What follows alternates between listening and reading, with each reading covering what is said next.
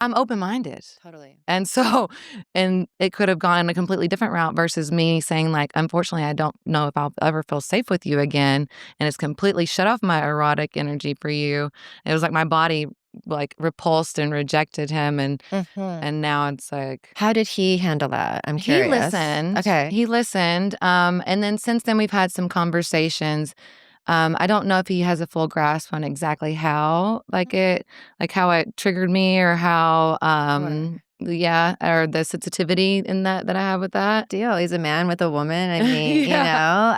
Um, that runs deep ancestrally even, yeah, right? I mean, yeah, multi-generationally. So, good for you for advocating for yourself and not placating and slipping into yeah. fawn, perhaps, or There's been freeze. I think there was a little bit of that, Sure. afterwards because he left for several weeks traveling, and Mhm. so I was like, "Okay, I get to breathe and, like, figure out and, like, how do I feel about this? How do I wanna navigate this? Do I wanna recreate that, like, about Yeah. the healing or harmonization of it, You know, or rewriting the script?" And I thought maybe Conscious Kink or a scene with someone is an opportunity for that.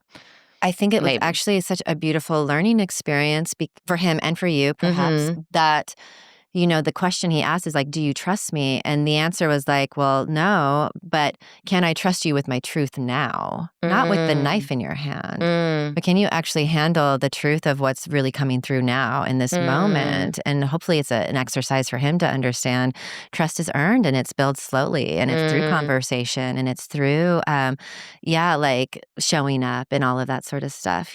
Part of the excitement about kink is this idea of subspace and dom space. Like I mentioned, the expanded states of consciousness where Mhm. people feel like they're on a different planet, and they feel like this sense of oneness and unconditional love, and this their bodies are on fire, and it's really beautiful when you're in the subspace. But unlike taking psilocybin or MDMA, like you take enough mushrooms, you're going to blast off Yeah. somewhere.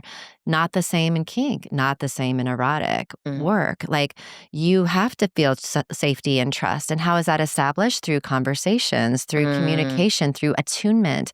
He wasn't attuned in that moment, it's sounding like. He wasn't attuned to the present of, like what you guys were in that moment.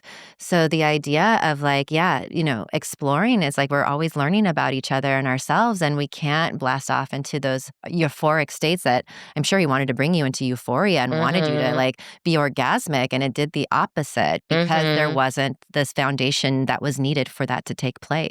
Mhm. So yeah, that's why I also like kink because it helps us have healthier relationship skills with Yeah. ourselves and others also.